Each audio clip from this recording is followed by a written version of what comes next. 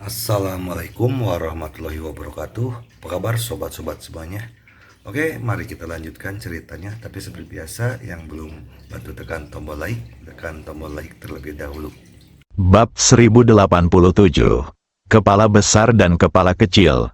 Saat susunan teleportasi muncul, Ye Guan langsung menghilang dari tempat kejadian. Ketika dia muncul lagi, dia sudah berada di pegunungan yang luas. Tidak jauh di depannya, ada kolam air. Di dalam kolam air itu, ada seorang perempuan yang sedang berbaring. Dia berbaring terbuka dalam wujud sebuah karakter besar. Tatapan mata bertemu, udara terasa membeku. Ye Guanren langsung mati rasa. Apakah cinta kecil nomor 9 ini gila? Bermain dengan dirimu sendiri seperti ini. Oh sial, kembalikan saja ke pengaturan pabrik. Ledakan, tiba-tiba, aura mengerikan muncul dari kolam air. Wajah Ye Guan langsung berubah. Tubuhnya bergetar dan dia mundur dengan keras. Pada saat ini, sebuah pedang tiba-tiba datang ke arahnya. Kelopak mata Ye Guan berkedut, dan tiba-tiba dia mematahkan cabang di sampingnya dengan tangan kanannya. Kemudian dia menunjuk ke depan dengan ringan. Pedangnya sangat terampil dan menusuk langsung ke cacat pedang, langsung menghilangkan 90% kekuatannya. Namun, dia masih terdorong mundur oleh sisa 10% kekuatannya dan berguling-guling di tanah beberapa kali. Setelah berdiri, Ye Guan berbalik dan berlari. Sambil berlari, dia mengeluarkan beberapa kristal roh bermutu tinggi dan menelannya. Berdengung, tetapi pada saat ini, bersamaan dengan suara pedang yang terdengar, Ye Guan tiba-tiba merasakan hawa dingin yang datang dari belakangnya. Ye Guan langsung berhenti, kemudian berbalik sedikit ke samping, menghindari pedang mematikan itu dengan jarak seujung rambut. Di belakang Ye Guan, suara terkejut tiba-tiba terdengar. Ye Guan menoleh dan melihat wanita itu sudah mengenakan pakaiannya. Usianya sekitar 18 atau 19 tahun. Dia mengenakan gaun panjang seputih salju. Rambutnya yang panjang terurai di bahunya, dan dia memegang pedang panjang di tangan kanannya. Dia sangat cantik. Tetapi mungkin karena apa yang baru saja terjadi, wajahnya sedingin es. Ye Guan berkata dengan serius, "Nona, saya tidak bermaksud sembrono. Ini benar-benar hanya salah paham." Wanita itu menatapnya dengan tenang. "Jangan takut, saat aku menyerangmu dengan pedang ini, kepalamu yang besar dan kepalamu yang kecil akan terpotong bersamaan, tanpa rasa sakit." Ye Guan, wanita itu tiba-tiba menghilang dari tempatnya berada. Tingkat kaisar pedang, wajah Ye Guan menjadi gelap. Dia bergerak ke samping dan menghindari pedang itu lagi. Melihat pemandangan itu, sekilas tampak keterkejutan di mata wanita itu, sebab ia mendapati lelaki di hadapannya seakan sudah tahu di mana pedangnya akan jatuh. Bagaimana itu mungkin? Wanita itu berbalik dan menusuk Ye Guan dengan pedang. Namun, Ye Guan masih berhasil menghindarinya. Kali ini, wanita itu menemukan bahwa ini sama sekali bukan suatu kebetulan, tetapi pria itu telah meramalkan pedangnya. Wanita itu menatap Ye Guan, alisnya berkerut, "Bagaimana kamu melakukannya?" Ye Guan berkata dengan serius, "Gadis, ini benar-benar salah paham." Wanita itu melirik Ye Guan, dan tiba-tiba, pedang di tangannya melesat seperti guntur. Di kejauhan, Ye Guan tampaknya sudah menduganya. Dia menggerakkan tubuhnya sedikit ke samping dan menghindari pedang itu lagi. Pada saat yang sama, dia memegang ranting dan dengan lembut memukul pedang wanita itu. Kekuatan yang terkandung dalam pedang itu segera disingkirkan dan jatuh ke tanah. Melihat pemandangan ini, wanita itu terkejut. "Kamu..." Ye Guan hendak berbicara ketika wanita itu tiba-tiba menyatukan dua jarinya dan menunjuk ke arah Ye Guan. Dalam sekejap, cahaya pedang yang menyala melesat ke arah Ye Guan. Melihat pemandangan ini, wajah Ye Guan tiba-tiba berubah. Kalau pertarungannya adalah pertarungan jurus pedang, tentu dia tidak akan takut. Tetapi kalau pertarungannya adalah pertarungan kekuatan tenaga dalam, dia pasti tamat sekarang. Tanpa waktu untuk berpikir, dia memaksakan diri untuk berguling ke samping. Ledakan, meskipun dia bereaksi cukup cepat, jangkauan serangan pedangnya sangat luas dan dia tetap terkena dampaknya, lengan kirinya terbakar. Ye Guan segera berdiri. Pada saat ini, bola energi spiritual muncul di tubuhnya. Tanpa ragu-ragu, dia menggunakan bola energi spiritual itu untuk naik ke alam bawaan. Melihat Ye Guan menerobos di depannya, wanita itu sedikit terkejut. Dia tiba-tiba melambaikan lengan bajunya, dan pedang di tanah tiba-tiba berubah menjadi cahaya pedang yang menyala dan membunuh Ye Guan. Setelah berhasil menerobos, Ye Guan tidak langsung melawan wanita di depannya. Sebaliknya, ia melesat dan mundur, menghindari teknik pedang tersebut. Pada saat yang sama, tubuhnya bergetar, dan ia melayang ke udara dan terbang menjauh. Wanita itu melihat Ye Guan pergi. Dia tidak mengejarnya, tetapi perlahan menutup matanya. Saat berikutnya, pedang di tangannya tiba-tiba bergetar sedikit, dan dia menghilang di tempat. Sebuah pedang di udara dalam sekejap. Jika keterampilan pedang ini dilatih secara ekstrim, seseorang dapat menggunakan ruang untuk membuat energi pedangnya muncul seketika di depan musuh, sehingga tercapai efek kejutan. Ini adalah ilmu pedang tingkat surgawi, ilmu pedang tingkat tertinggi dari sekte pedang Qingzu. Perlu disebutkan bahwa ahli pedang manusia pernah berlatih ilmu pedang ini ketika ia masih di sekte pedang Chang. Di ujung pandangannya, Ye Guan seperti merasakan sesuatu. Raut wajahnya tiba-tiba berubah. Dia menoleh dengan tiba-tiba. Pada saat ini, ruang dan waktu di depannya tiba-tiba retak, dan sebilah pedang melesat di udara. Melihat pemandangan ini, kelopak mata Ye Guan tiba-tiba berkedut. Orang ini benar-benar memiliki keterampilan pedang seperti ini. Meskipun pedangnya sangat cepat, reaksinya tidak lambat. Tepat ketika pedang itu menusuk alisnya, dia menggunakan cabang pohon sebagai pedang dan menusuk bilah pedang itu.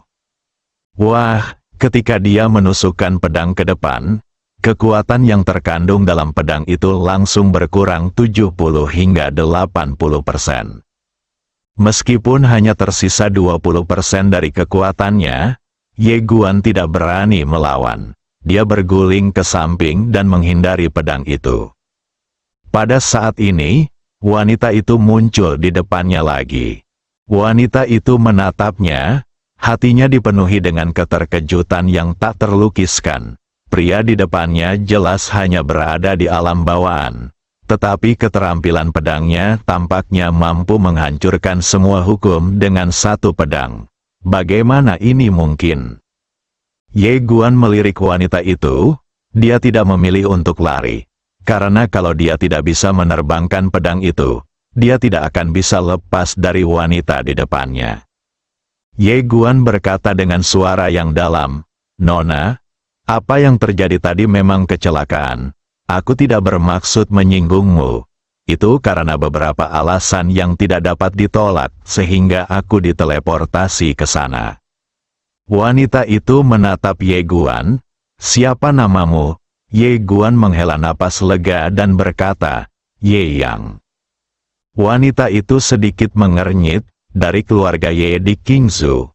Ye Guan menggelengkan kepalanya. Wanita itu menatap Ye untuk waktu yang lama dan bertanya, "Apa yang kamu lihat sebelumnya?" Ye Guan buru-buru berkata, "Aku tidak melihat apa-apa. Saat pertama kali aku diteleportasi ke sini, aku hanya merasa pusing, jadi aku tidak melihat apa-apa." Wanita itu hanya menatap Ye Guan tanpa berkata apa-apa. Ye Guan diam-diam berjaga. Setelah beberapa saat, wanita itu tiba-tiba berkata, "Aku akan mengingatmu." Setelah berkata demikian, dia berbalik, terbang dengan pedangnya, dan menghilang di cakrawala. Berdiri di sana, Ye Guan menghela napas dalam-dalam. Sial, apakah Xiao Ai nomor 9 ini gila? Lucu sekali, saya hampir terbunuh karenanya. Setelah beristirahat sejenak, dia berdiri dan bergegas menuju ke arah wanita itu tadi. Wanita itu jelas dari sekte pedang, jadi jika dia mengikuti arah itu, dia pasti bisa mencapai sekte pedang. Setelah berlari selama 1 jam di pegunungan, Ye Guan akhirnya mencapai puncak gunung. Dia melihat ke kejauhan dan melihat jajaran gunung lainnya. Melihat pemandangan ini, dia hampir menjadi gila. "Oh sial, saya memintamu untuk mengirim saya ke tempat yang lebih terpencil, tetapi bukan ke tempat terpencil ini." Cinta kecil nomor 9, Ye Guan tiba-tiba meraung, dan suaranya bergema di antara pegunungan. Kecerdasan buatan ini sungguh bodoh.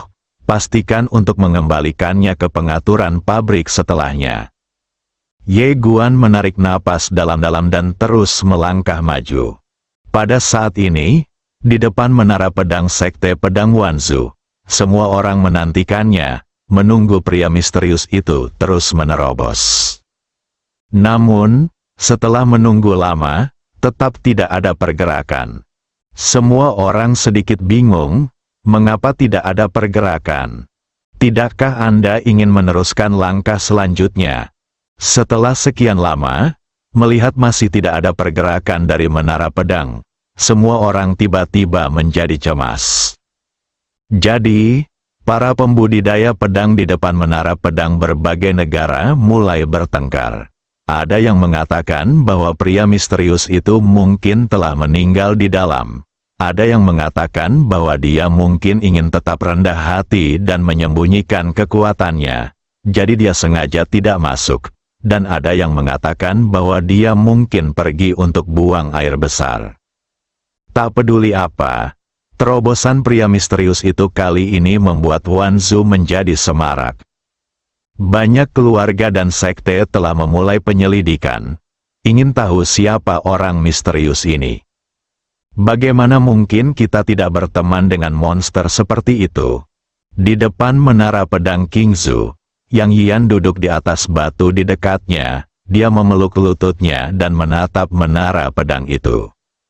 Dia tentu saja sedikit gugup karena dia tahu ada beberapa bahaya di dalam, tetapi dia percaya bahwa dia akan keluar. Tak lama kemudian, para praktisi pedang di depan menara pedang berangsur-angsur bubar. Yang Yian menunggu dari siang hingga malam, tetapi tidak ada seorang pun di pintu masuk menara pedang. Yang Yian masih duduk di sana, menatap menara pedang. 2 jam kemudian, melihat Ye Guan belum juga keluar, wajah Yang Yian tiba-tiba menjadi pucat. Dia mengepalkan tangannya erat-erat dan menatap menara pedang. 1 jam lagi berlalu, saat itu sudah larut malam. Namun belum ada pergerakan di menara pedang.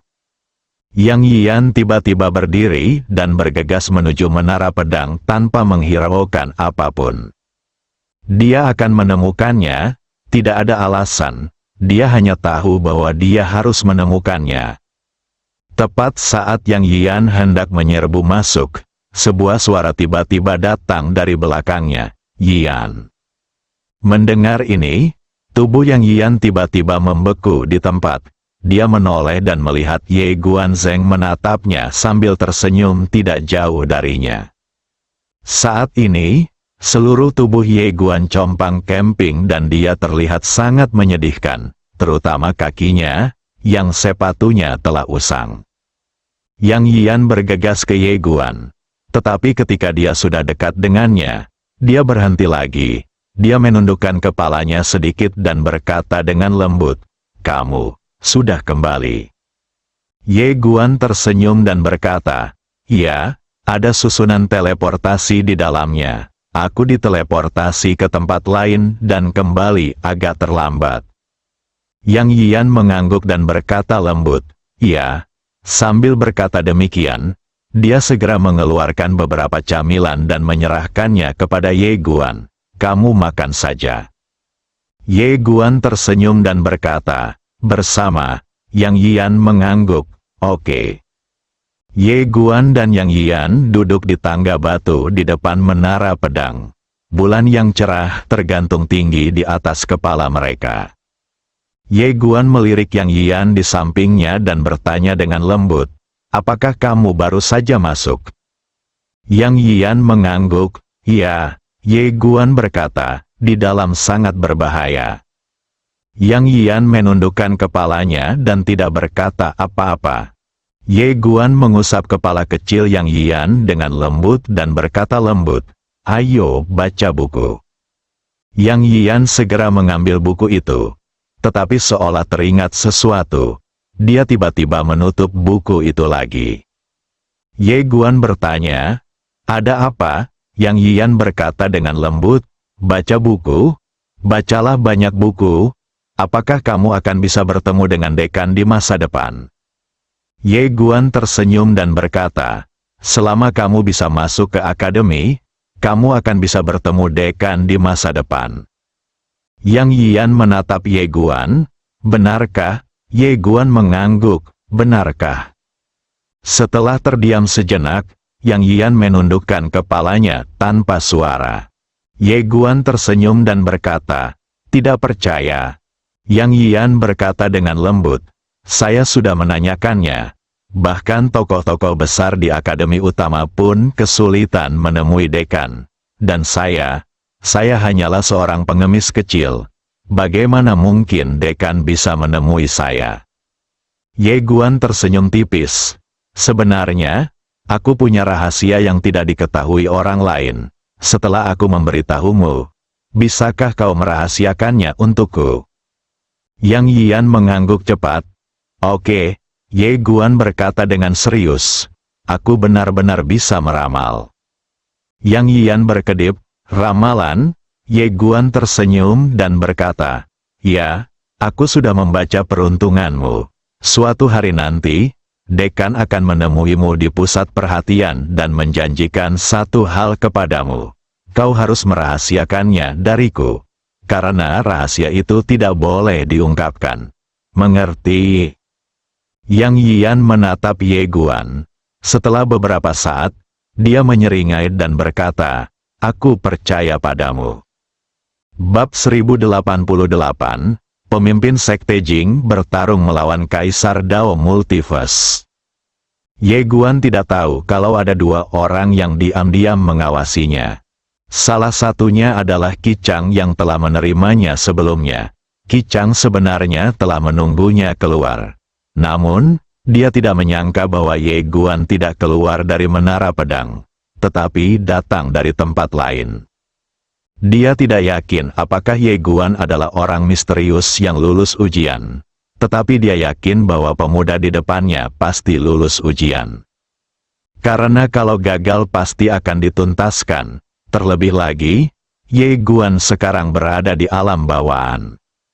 Qi Chang menatap Ye Guan sejenak dan berkata lembut, "Aku ingin tahu apakah dia akan menjadi orang misterius yang berhasil menerobos."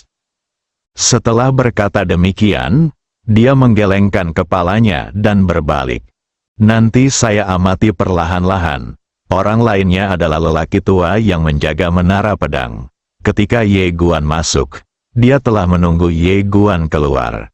Namun, dia tidak menyangka bahwa Ye Guan akan muncul dari tempat lain. Setelah lelaki tua itu terdiam beberapa saat, ia berbalik dan pergi. Ia memutuskan untuk melaporkan masalah itu kepada atasannya. Bagaimana jika pemuda ini benar-benar orang misterius yang berhasil menerobos? Tak lama kemudian, lelaki tua itu tiba di paviliun ketua klan, dan seorang pembantu dengan pedang menghalangi langkah lelaki tua itu. Orang tua itu membungkuk dalam-dalam dan berkata, "Ada sesuatu yang ingin saya tanyakan kepada Anda." ketua sekte, tentang orang misterius yang berhasil menerobos hari ini. Pembantu dengan pedang itu berkata, "Tunggu sebentar." Setelah berkata demikian, dia berbalik dan berjalan memasuki paviliun. Tak lama kemudian, pembantu yang membawa pedang itu keluar lagi. "Silakan." Ketika lelaki tua itu masuk ke paviliun, dia melihat dua orang wanita. Salah satu wanita itu mengenakan gaun putih, memegang pedang di tangannya, dan wajahnya tertutup oleh embun beku dan salju. Jika Ye Guan ada di sini, dia pasti akan terkejut, karena wanita ini adalah pendekar pedang yang ditemuinya siang itu. Di samping wanita berpakaian putih itu, ada wanita lain yang duduk. Rambut hitamnya disanggul tinggi dan sebuah jepit rambut kayu diselipkan dengan santai di rambutnya. Dia mengenakan jubah awan sederhana dan tidak memakai riasan. Dia tampak tenang dan elegan. Orang ini tidak lain adalah Yue Qi, pemimpin sekte pedang Qingzu saat ini. Berdoa lebih banyak, faktanya, ketika kantor pusat sekte pedang berencana mendirikan cabang sekte pedang di Qingzu, banyak sekali pembudidaya pedang yang ingin menjadi pemimpin tempat ini. Tempat apakah Qingzu? Itu adalah tempat di mana orang-orang berbakat muncul dalam jumlah besar. Dahulu tempat itu adalah tempat kelahiran naga. Bersama dengan Nanzhou, saat ini merupakan dua negara bagian paling kuat di antara semua negara bagian. Jika seseorang menjadi pemimpin sekte pedang Qingzu, itu berarti ia dapat mengendalikan sumber daya yang tak terhitung jumlahnya. Tidak hanya itu, semua pembudidaya pedang dari Qingzu di masa depan akan dianggap sebagai muridnya. Anda dapat menguasai semua koneksi dan sumber daya. Oleh karena itu, banyak keluarga bangsawan dan sekte pada waktu itu menginginkan posisi pemimpin sekte pedang Qingzu. Karena alasan ini, bahkan ada keributan di markas besar Akademi Guangxuan. Namun, ketika kultivator pedang Yue Qi melangkah maju dan ingin menjadi pemimpin sekte pedang Qingzu, kabinet langsung menyetujuinya. Pada saat itu, banyak keluarga bangsawan dan sekte yang terkejut. Dan hanya beberapa keluarga dan sekte tertua yang mengetahui sesuatu tentang identitas pendekar pedang Yue Qi ini. Setelah mendengar perkataan lelaki tua itu, pendekar wanita berpakaian putih di sebelah Yue Qi langsung mengernyit, karena deskripsi ini sangat mirip dengan pria yang ditemuinya. Mungkinkah itu benar-benar dia? Yue Qi tiba-tiba berkata, "Jangan beritahu siapapun tentang ini. Pergi." Orang tua itu membungkuk hormat lalu melangkah mundur. Yue Qi berkata, "Pergi dan lihatlah." Setelah dia selesai berbicara, dia dan pendekar pedang wanita berpakaian putih di sampingnya menghilang dari tempat itu. Di depan menara pedang, Ye Guan dan Yang Yian sedang berbaring di tanah. Yang Yian sedang meletakkan kepalanya di lengannya dan tertidur. Ye Guan memejamkan matanya sedikit dan bernapas dengan teratur. Tetapi dia tidak tertidur. Dia masih harus memikirkan apa yang harus dilakukan selanjutnya. Saat dia melihat Ye Guan, wajah wanita berpakaian putih itu tiba-tiba menjadi gelap. Itu memang dia. Yue Qi menoleh ke arah wanita berpakaian putih itu. "Yuning, apakah kamu mengenalnya?" Wanita bernama Yuning itu melirik Ye Guan. Ekspresinya agak tidak wajar, dan berkata, "Aku pernah bertemu dengannya sekali." Yue Qi menatap Ye Guan. Dia mengamatinya dari atas ke bawah dan sedikit mengernyit. Yuning bertanya, "Tuan, apakah dia menyembunyikan wilayahnya?" Yue Qi menggelengkan kepalanya. "Tidak." Mendengar ini, Yuning mengerutkan kening dalam. "Apakah kamu perlu menyelidikinya?" Yue Qi menatap Ye Guan dan berkata, "Tidak perlu." Yuning sedikit bingung. Yue Qi berkata, "Selama tidak ada niat jahat." Setelah berkata demikian, Dia berbalik dan pergi. Yuning melirik Ye Guan dengan dingin, lalu berbalik dan pergi. Hari kedua, Ye Guan membawa Yang Yian untuk menemui tetua dari pelataran luar Sekte Pedang. Dia mengeluarkan sebuah plakat kayu dan menyerahkannya kepada tetua tersebut. Setiap kali dia melewati satu level, dia mendapat tanda kayu. Dia sebenarnya punya 5, dan yang dia berikan adalah token kayu tingkat ketiga. Dia memperkirakan token ini akan memungkinkannya untuk bergabung dengan gerbang dalam. Tetua dari pelataran luar melirik tanda kayu di tangan Ye Guan, lalu menatap Ye Guan lagi. Alam bawaan. Ye Guan mengangguk. Ya, tetua dari pelataran luar tiba-tiba terkekeh. Begitu? Berpura-pura jadi babi untuk memangsa harimau. Kan, begitu, aku tahu semua triknya. Ye Guan, tetua dari pelataran luar tiba-tiba menatap Yang Yian. Dia adikmu. Ye Guan mengangguk. Ya, tetua dari pelataran luar berkata, sekalipun mereka adalah anggota keluargamu, sebagai anggota keluarga, mereka tidak akan bisa memasuki gerbang dalam bersamamu. Ye Guan mengangguk. Aku mengerti. Sambil berbicara, dia mengeluarkan 50 kristal roh kelas atas dan meletakkannya di tangan para tetua di halaman luar. Tetua, adik perempuanku dan aku telah saling bergantung sejak kami masih muda, dan kami tidak pernah berpisah. Tolong urus masalah ini. Tetua sekte luar dengan tenang menyingkirkan 50 kristal roh, dan senyum seperti bunga krisan menyebar di wajahnya. Saya baru ingat bahwa sekte dalam sedang merekrut beberapa murid kehidupan untuk mengurus kehidupan para murid sekte dalam. Anda sekarang adalah murid sekte dalam, jadi Anda dapat memiliki 2 murid kehidupan. Anda dapat membawanya bersama Anda.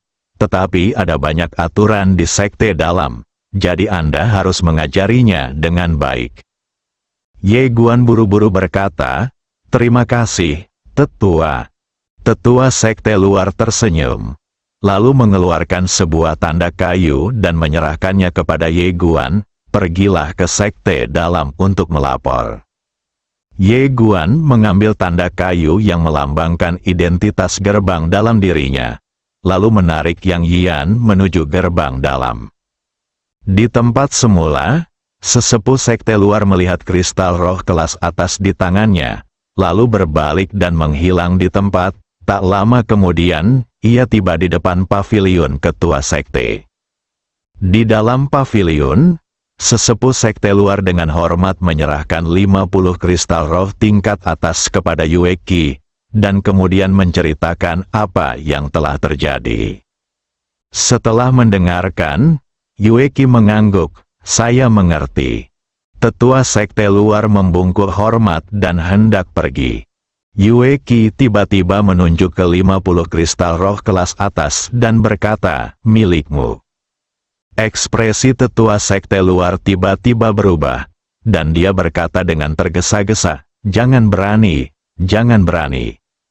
Setelah berkata demikian, dia pergi seolah-olah melarikan diri. Seluruh sekte pedang, dari atas sampai bawah, sangat menghormati master sekte Yue Qi ini. Ketika ia mendirikan sekte pedang Qingzu, banyak keluarga bangsawan dan sekte datang kepadanya untuk meminta bantuan, ingin mengatur agar murid-murid mereka sendiri atau beberapa pasukan kepercayaan mereka bergabung dengan sekte pedang. Apa yang dilakukan pemimpin sekte Yue Qi ini gila. Dia langsung menyerang keluarga besar dan sekte di markas besar dengan pedang. Sejak saat itu, tidak ada keluarga bangsawan atau sekte yang berani menyerang sekte pedang Qingzu. Selama bertahun-tahun, dia telah memberikan kontribusi terbesar bagi perkembangan pesat sekte pedang Qingzu. Karena itu, semua orang di sekte pedang merasa kagum padanya. Di samping Yue Qi, Yuning berkata dengan suara yang dalam, Tuan, apa yang akan dia lakukan? Yue Qi melihat kristal roh kelas atas itu. Hanya dengan sekali pandang, dia tahu bahwa itu adalah hadiah dari Xiaowei. Karena mekanisme penghargaan ini awalnya diusulkan olehnya. Yue Qi menarik kembali pandangannya, asalkan tidak ada niat jahat. Yuning bertanya, bagaimana jika ada niat jahat? Yue Qi berkata, dia bukan orang jahat. Yuning sedikit tidak yakin. Kenapa? Yue Qi berkata, sudah kuduga. Yuning. Ye Guan berhasil bergabung dengan sekte dalam.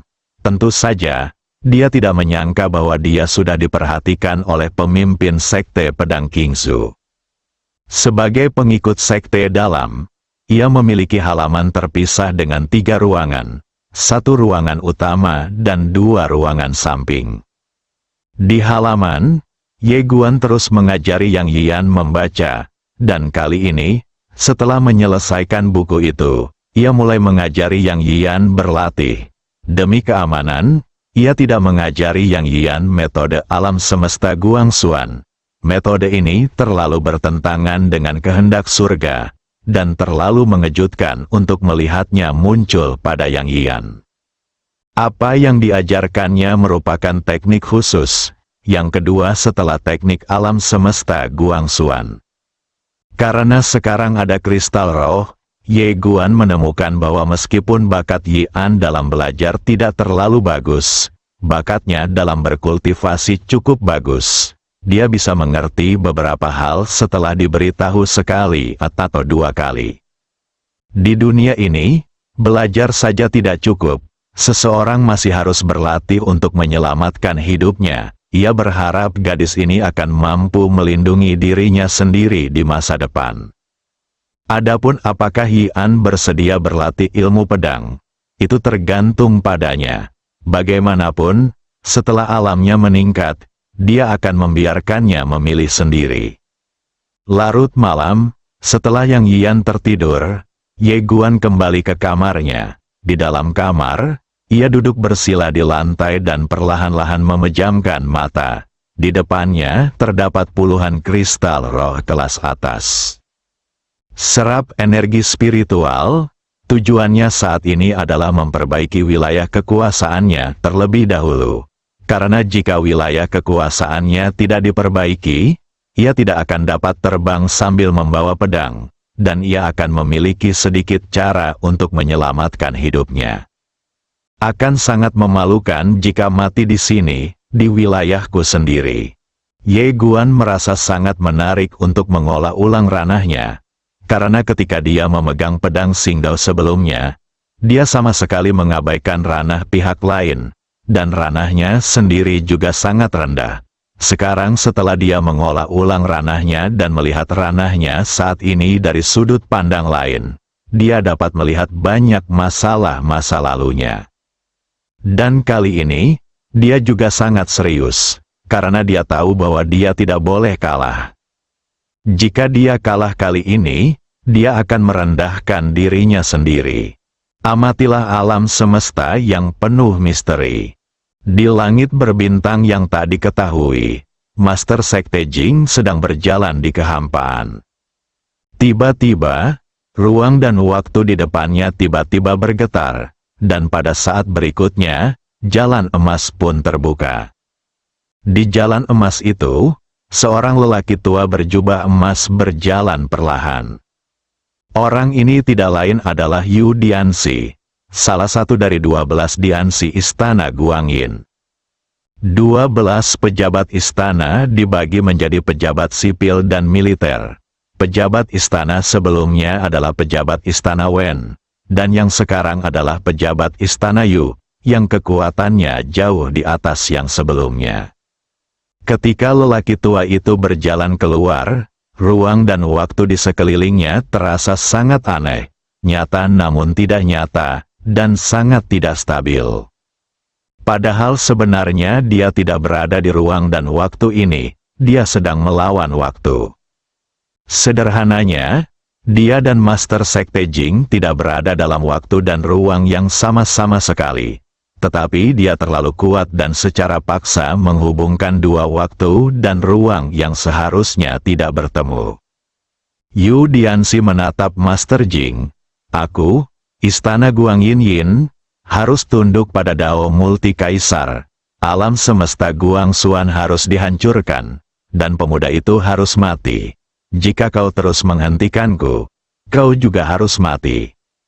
Sederhana dan langsung, saat suara Yu Dianxi jatuh, aura kuat langsung menyelimuti area dalam radius jutaan mil. Galaksi sedang mendidih. Master Sekte Jing tidak menunjukkan ekspresi apapun di wajahnya.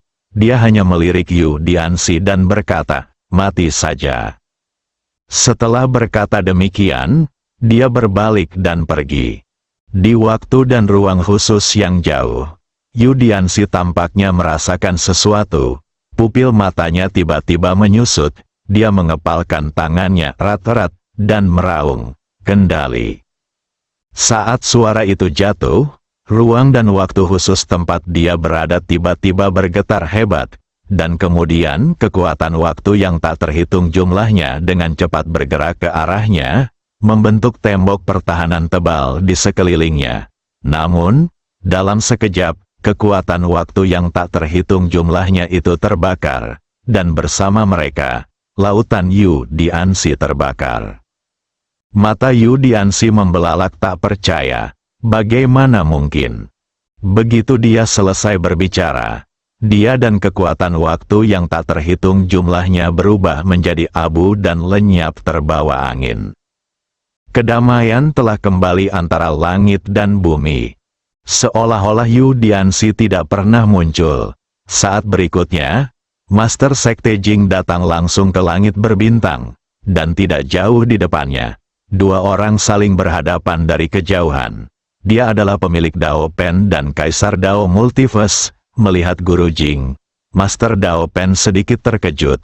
"Kamu?" Master Sekte Jing mengabaikannya dan berjalan perlahan menuju Kaisar Dao Multidimensi. Dia menatapnya dan bertanya, "Ku dengar kau pandai bertarung." Bersambung,